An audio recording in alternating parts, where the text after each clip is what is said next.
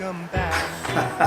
I get it. Hey, I took a couple of days off. Welcome back, your own self. Just the other day, a good friend of mine, Dave, and we went out to the desert in Palm Springs, California, and we shot the bejeebers out of tin cans all afternoon. We had a ceremonial cigar. We were having a great time, and after that, we raced to a Shell gas station and said, we got to use a restroom, and the guy said, hey, we don't have a restroom. I said, how can't you have a restroom? Look around, you got a store full of people, how can that be? And he said, the communist government of California came out here one day and they're not bright, as you know. He watches the shows, he kind of knows I talk about them occasionally. And they said, you don't have a handicap bathroom, and they locked up the one that we have. I said, what about the 95% of all of the humanoids who aren't handicapped? He said, I know. I argued that with him. You might as well go outside and talk to a fence because you can't get through to them. There's a loophole in the law. Rather than having to correct it and open up a proper one for the handicapped people, they closed down the one that is in existence. Good grief. There just ain't no fooling with these guys, is there? Because they're a bunch of fools. Connecticut, the gun owners there now, they're saying, you guys pass all the laws you want, we're not going to do stupid things. And most of the policemen are agreeing. They're saying, we're not going to enforce this crazy law. But the odd Gestapo guy says, I'm going to go kick a door down now unless you people comply and register your magazines and your assault rifles. There's 2.5 million high-capacity magazines in the state that have to be registered. Guess how many have been?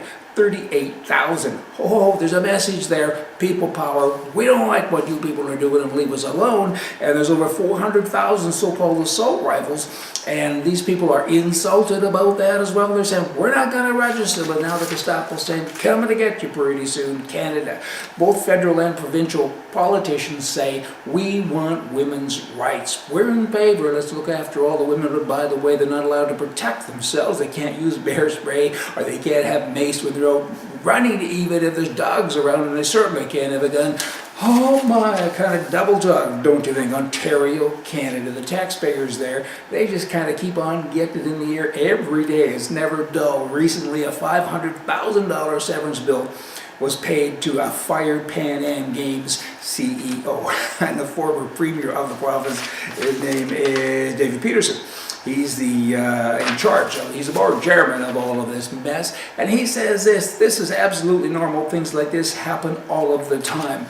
Duh. I guess they kind of did in your world, Mr. Peterson. That's why Ontario is such a bloody mess. And you keep on keeping on. The American Humanist Association. It's kind of a cute handle. I interviewed a guy years ago from a Humanist Association, an interesting group. This particular guy's out of Maryland. He's calling for a peace cross to be torn down. It's a 40-foot tall marble memorial which honors 49 men of that county who died in World War I. And it's shaped like a cross. And this man says it looks like a church, and we got to separate church and state. And his name is Stephen Lowe, and he says every time I drive by that memorial, I'm really upset. Hey, Jack, but maybe take a different road. Those people died so you could talk.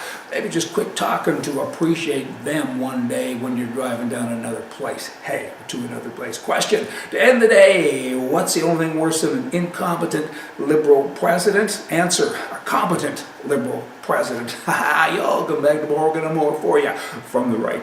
See ya.